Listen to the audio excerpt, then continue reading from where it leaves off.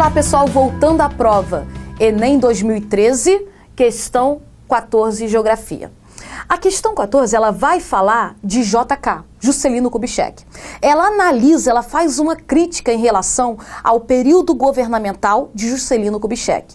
Antes de analisar a questão, vamos fazer aí uma síntese, um resuminho dos períodos industriais, governamentais do território brasileiro.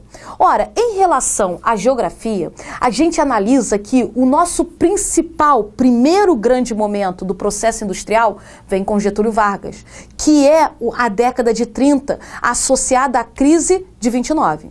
Então, colocando em ordem, 1929, Estados Unidos entram em crise. Qual foi a característica da crise dos Estados Unidos? Havia uma superprodução devido ao modelo de produção fordista e um subconsumo, ou seja, cai o mercado consumidor porque a Europa se recupera da Primeira Guerra Mundial e o operariado não representava um mercado consumidor favorável. Com isso, eu tenho uma superprodução que leva os donos das empresas a venderem as suas ações e aí várias ações para serem vendidas, cai o preço e quebra a Bolsa de Nova York. Ora, com essa crise ocorrendo nos Estados Unidos, o que a gente passa a ter? Estados Unidos se preocupando com a sua recuperação interna e diminuindo a compra do café brasileiro. Nessa época, o Brasil vendia café, produto considerado supérfluo. Ora, esse produto considerado dispensável, supérfluo, café, tinha como nosso maior comprador os Estados Unidos. Se o mesmo se encontrava em crise, ele diminui a compra do nosso café. O que a gente passa a ter dentro do Brasil? Uma crise da cafeicultura. Então, dentro do Brasil, a gente teve a crise da cafeicultura, os barões de café, com uma grande produção, mas um declínio no mercado consumidor. Quase que a mesma coisa que a gente visualiza nos Estados Unidos, superprodução de café com um subconsumo, pensando na relação entre os dois. Ora, quando acontece isso no Brasil, os barões de café começam a decair. O que acontece nesse momento? Getúlio Vargas busca associar-se com os barões de café, compra parte do café, queima, para que ganhasse o apoio dos barões de café. Getúlio Vargas queria mais do que um apoio econômico dos barões de café, queria um apoio político. Getúlio Vargas atrai os barões de café para o seu desenvolvimento, desejo de desenvolvimento industrial. Os barões de café passam a auxiliar Getúlio Vargas no processo industrial brasileiro e a gente começa a falar aí do processo de desenvolvimento industrial da década de 30. Então, quando eu penso em industrialização brasileira, eu penso muito em alguns períodos específicos. A industrialização brasileira, ela pode ser vista de maneira expressiva na década de 30. E essa década de 30, a gente lembra que foi o período em que houve um contexto internacional favorável. Qual o contexto internacional favorável para o Brasil? A crise dos Estados Unidos? A crise dos Estados Unidos gerou no Brasil a crise da cafeicultura. Então, havia no Brasil, nesse momento, a crise da cafeicultura, que leva os barões de café a se destinarem a outras atividades, como a industrial. Tivemos a crise da cafeicultura, mais o desejo do governo. Lembra que Getúlio Vargas é visto como um governo muito ligado ao nacionalismo, um governo muito ligado a um desenvolvimento do país, crescer o país industrialmente. Havia um desejo do governo, havia os barões de café começando a apoiar o processo industrial, já que havia crise no seu setor, e mais do que isso, uma necessidade de desenvolvimento. Por que necessidade? Ora, de quem a gente mais comprava? Dos Estados Unidos. Se o mesmo se encontrava em crise, não estava nem um pouco preocupado com a gente. A gente precisava criar as nossas próprias roupas, o nosso próprio alimento. Então, havia uma necessidade de desenvolvimento de bens básicos no Brasil, ao mesmo tempo, um apoio dos cafeicultores e um desejo do governo.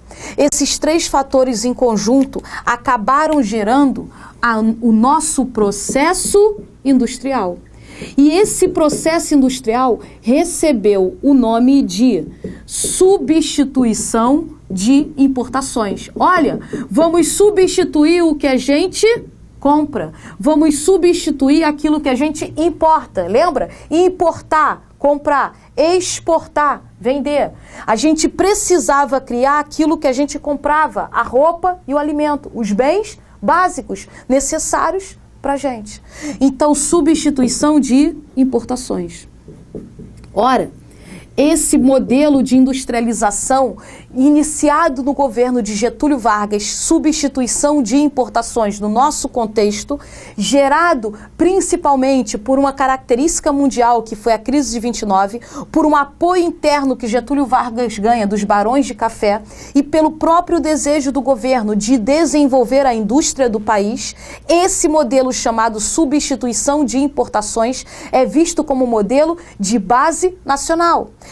Esse modelo foi visto como prioridade no nacional. Foi um modelo que priorizou a indústria nacional, desenvolver as nossas próprias indústrias através do capital nacional. Tanto capital interno, tanto dos barões de café como do próprio Estado. E para abastecer o mercado nacional, o mercado interno. Olha só, eu tinha o dinheiro do Estado. O dinheiro do Estado era para infraestrutura, transporte, energia e para a indústria de base. Lembra que Getúlio Vargas ficou conhecido como um governo que desenvolveu indústrias de base de grande porte para o Brasil, que significam muito para a gente até hoje, como a própria Petrobras. Então, o governo ia desenvolver com seu dinheiro a infraestrutura e a indústria de base e os barões de café, aquilo que a gente precisava de imediato, roupa, alimento, remédio, bebida, bens de consumo não duráveis. Ora, dava-se o processo industrial brasileiro, um processo industrial baseado numa indústria de base gerada pelo Estado e em bens de consumo não duráveis, aqueles produtos que são emergenciais, essenciais para a nossa vida em sociedade, roupa, alimento, remédio e bebida. Ora, inicia-se o processo industrial brasileiro, período considerado nacionalista. Esse período de industrialização considerado mais nacionalista foi denominado substituição de importações. No entanto, na década de 50, sendo mais específico em 56, torna-se importante para a gente analisar Juscelino Kubitschek, JK. Ora, Getúlio Vargas, ele não ficou só a década de 30, você sabe disso, você estuda o grande período de Getúlio Vargas. Mas geralmente quando ele coloca a década de 30, ele está querendo associar Getúlio Vargas. Quando ele coloca numa prova a década de 50, eu tenho que lembrar que na década de 50 teve a Petrobras, por exemplo, em 53, por Getúlio Vargas, mas a década de 50, ela é marcada pelo período de 56 a 61, na realidade a 61, que é o período de JK. E qual foi a importância de JK? JK, ele faz com que o Brasil tenha um pulo no processo industrial com a entrada do capital estrangeiro. JK parte do princípio que era necessário abrir o país para a entrada de capital estrangeiro. Porque se eu não gerasse essa abertura do país para a entrada de capital estrangeiro, eu ficaria restrito. Eu teria o dinheiro para a indústria de base e para os bens de consumo não durável. Mas e o durável? E o automóvel? E o eletrodoméstico? E o a mais? Ora, o objetivo de JK era que ele conseguisse fazer com que a gente enxergasse os 50 anos em 5. Na década de 50, lembrando 56, eu tenho JK, conhecido como aquele que estabeleceu um plano de metas, aquele que foi conhecido por uma política desenvolvimentista, aquele que tinha um slogan 50 anos em 5, que dizia que o Brasil ia crescer o relativo a 50 em apenas 5 anos, aquele que dizia que o Brasil ia crescer muito. Esse governo que dizia que o Brasil ia crescer, ia se tornar um dos parques industriais de maior avanço a nível mundial, é o governo que pregou a política do tripé econômico. Olha, tá na hora de ter o tripé econômico. O que é isso? Ora, tem que ter 3 capitais. A política do tripé econômico era um complemento de Getúlio Vargas. Olha como era no período de Getúlio Vargas. O capital, o dinheiro do Estado, o capital estatal, iria investir em infraestrutura, como energia e transporte, e iria investir em indústria de base. Esse é o capital nacional. O capital privado nacional, que era o capital dos barões de café, privado nacional, iria investir em bens de consumo não duráveis. Bens de consumo não durável. E estava faltando, não durável. Estava faltando capital internacional. E é isso que ele completa o tripé econômico. Ele agora insere o capital internacional. E esse capital internacional iria desenvolver no Brasil os bens de consumo duráveis, tendo um principal na época. Olha a década de 50. Década de 50, os países centrais estavam vivendo a segunda revolução industrial. E qual foi a indústria principal da segunda revolução industrial? Automobilística. Automóveis no modelo fordista, na produção em massa. Consequentemente, os países desenvolvidos queriam vender para a gente automóvel. Ora, o capital internacional entra no Brasil com a indústria de bens de consumo duráveis, principalmente a automobilística. Pronto, completou o capital.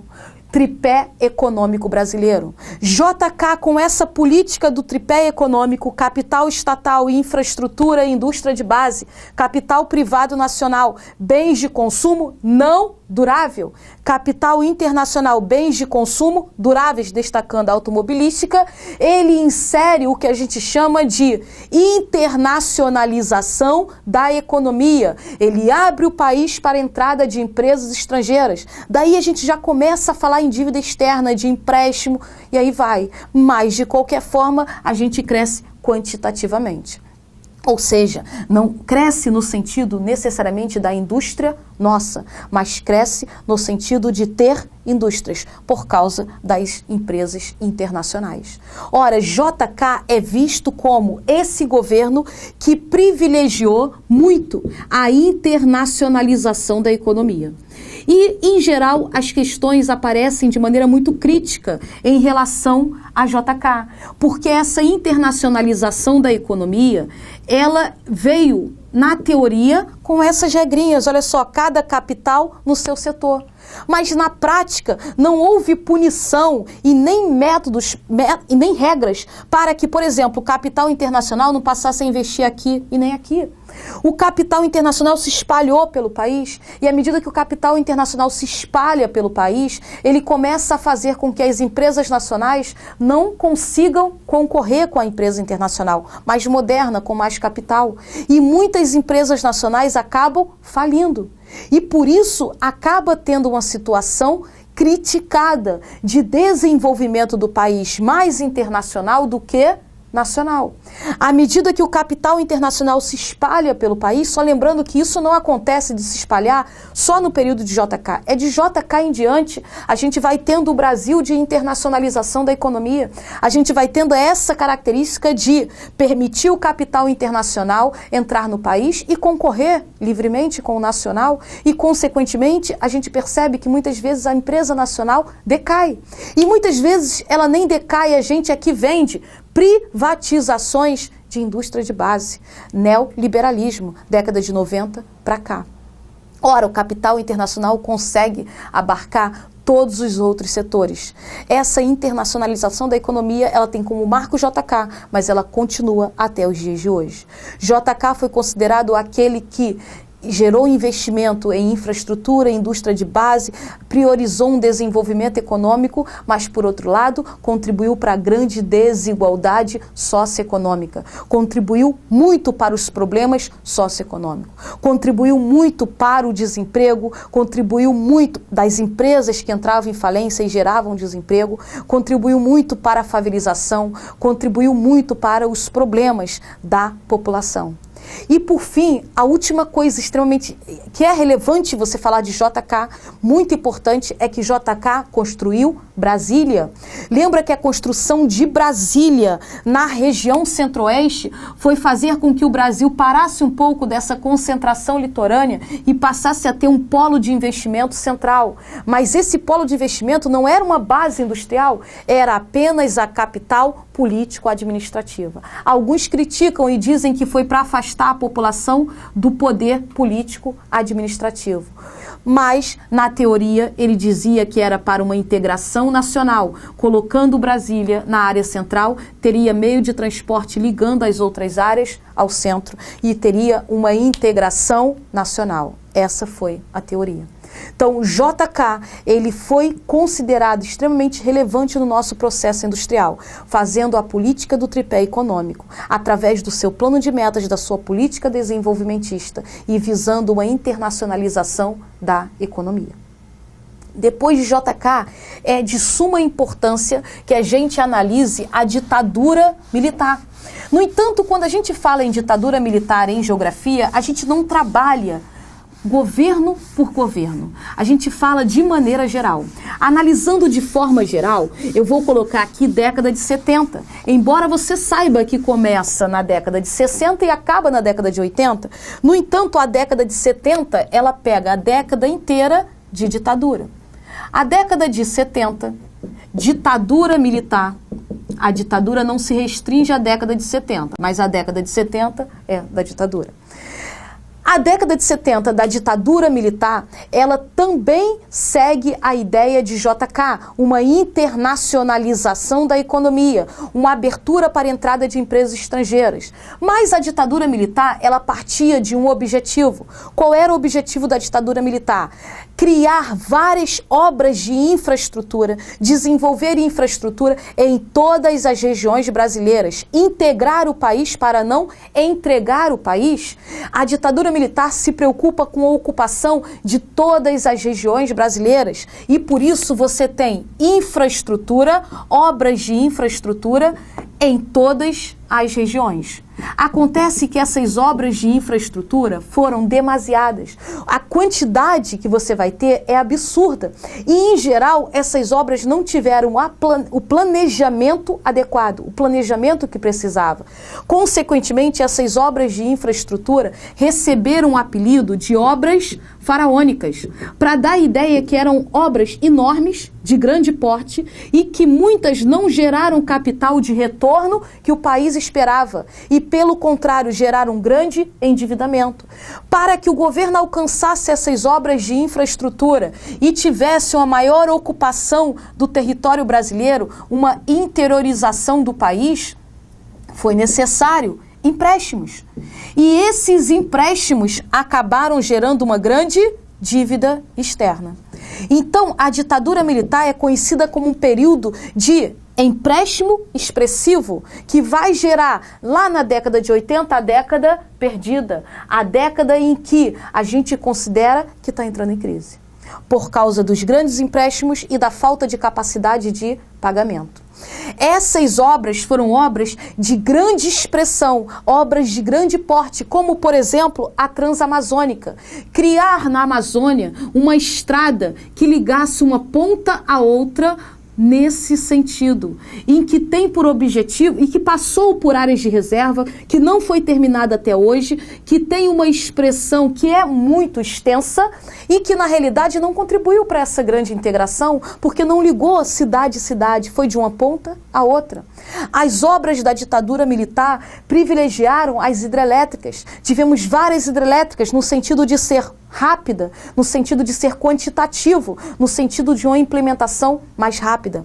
Essas obras faraônicas muitas vezes foram feitas sem nem ao menos conhecer-se a área. Desenvolvi uma hidrelétrica em uma área em que não era propícia à geração de energia. Consequentemente, tivemos um grande gasto e um capital de retorno reduzido. A ditadura militar, no entanto, com essa grande quantidade de obras, por mais que sejam criticadas, por mais que sejam chamadas de obras faraônicas, obras que geraram o endividamento do país, elas também geraram um nomezinho para a ditadura: milagre econômico. A ditadura, ela representou um crescimento principalmente de 68 a 73. Esse período de crescimento de infraestrutura, atração de investimentos, foi chamado milagre econômico, mas teve uma consequência. A consequência desse crescimento, dessa infraestrutura, dessas obras, desse grande empréstimo, dessa maior ocupação do país, porque até então a nossa ocupação era muito, muito litorânea. A gente vai ter JK com a construção de Brasília na região centro-oeste, mas é na ditadura militar que a gente começa a ter essa dispersão maior, essa ocupação maior de outras áreas fora o litoral. No entanto, isso tem um preço. O preço da ditadura militar é na década de 80. A gente ter que pagar juros da dívida, a gente ter que cumprir acordo internacional e está endividado demais devido aos vultuosos empréstimos. Então, a ditadura militar foi um período que teve um lado positivo de crescimento econômico, chamado milagre econômico brasileiro. Mas, por outro lado, tiveram obras em larga escala, de grande porte e que endividaram o país e acabaram por fazer com que na década de 80 a gente ficasse conhecido como década perdida. E a década de 80 é justamente essa década perdida, que é chamada década da política de recessão econômica. A década de 80 é o momento em que a gente precisa, cumprir o acordo internacional e a gente não tem como, então o país precisa acumular capital. Se o país precisa acumular capital na sua década perdida, ele precisa acumular dinheiro para cumprir o acordo internacional, ele não pode gastar. Diminui os gastos públicos, diminui o investimento em saúde, diminui o investimento em educação, diminui tudo. Diminuem os gastos estatais. À medida que diminuem os gastos estatais, a gente consegue acumular capital. Ora, nesse momento, a gente tem a política de recessão econômica. Essa política de recessão econômica é uma política de acúmulo de capital. Olha, a nível internacional a gente estava melhorando. O governo estava gastando menos, o governo estava acumulando capital, o governo estava vendendo mais. Porque olha só, se a população interna estava com um capital reduzido, não tinha por que a gente comprar mercadoria. Agora, a gente precisava acumular dinheiro, então a gente tinha que produzir e vender. Nesse momento, a gente tem também o nomezinho, exportar é o que importa. O nosso objetivo era exportar. Então tínhamos uma balança comercial positiva, exportando mais do que importando. O país vinha se recuperando, vinha acumulando capital. O governo vinha gastando menos, guardando dinheiro. Mas, por outro lado, aumenta muito os problemas socioeconômicos. Por outro lado, a gente tem inúmeros problemas socioeconômicos. Por exemplo, as empresas nacionais falem em concorrência com as estrangeiras devido à alta cobrança de impostos, devido ao baixo investimento estatal, e quanto mais essas empresas vão falindo, mais desempregados eu vou tendo. Então a gente passa a ter o maior número de desempregados, a gente passa a ter o maior déficit habitacional, a gente passa a ter uma maior favelização. Então, problemas socioeconômicos. Logo, essa década é a década de crescimento a nível mundial, internacional, e declínio interno. Há uma situação interna precária. Ora, acontece que na década de 90, o Brasil foi considerado a nível mundial um país recuperado. O Brasil já tinha conseguido acumular capital, já estava favorável no comércio mundial. E o Brasil, na década de 90, adota o modelo usado pelos Estados Unidos, o neoliberalismo. O que prega o neoliberalismo? Diminuição dos investimentos públicos, menor intervenção do Estado na economia. Olha só, eu já tinha diminuído e agora eu vou adotar um modelo que diminui mais ainda. Por isso, aumenta tanto os nossos problemas socioeconômicos. Então, aos poucos, década de 80, política de recessão econômica que era acumular capital para cumprir o acordo internacional. Ora, o Brasil acumula capital, principalmente exportando muito, mas ao mesmo tempo a situação socioeconômica é precária, favelização, violência, desemprego, a nossa situação interna é péssima, falência de empresas nacionais. Isso tudo faz com que o Brasil piore internamente, mas melhore internacionalmente. E à medida que ele melhora internacionalmente, na década de 90, com Collor de Mello assumindo o poder, a gente adota o neoliberalismo. E na década de 90, com a adoção do neoliberalismo, a gente lembra das características práticas principais. Na prática, o neoliberalismo acaba sendo um Estado de menor intervenção. A menor intervenção estatal significa livre concorrência, que vença o melhor. E isso acaba fazendo com que as pequenas empresas tendem a falir mais. Eu passo a ter a diminuição dos gastos públicos, eu passo a ter um incentivo ao comércio mundial. Ora, eu passo a ter uma característica que é muito ligada à baixa intervenção do Estado, que é a privatização. Eu passo a ter o sistema de privatizações. O Estado tem que vender a empresa, porque ele tem que diminuir o tempo dele destinado à intervenção econômica para ser o maior gestor, organizador do país. Ora, isso na teoria. Então, a privatização, a diminuição do investimento estatal, o objetivo de incentivar o comércio mundial, a diminuição dos gastos públicos, incentivo à livre concorrência, são características do neoliberalismo. O Brasil adota com Collor de Mello. Collor de Mello sai do poder logo porque sofre o impeachment, devido ao confisco da poupança principalmente, e lembra que Fernando Henrique Cardoso foi considerado um governo de grande atuação das privatizações.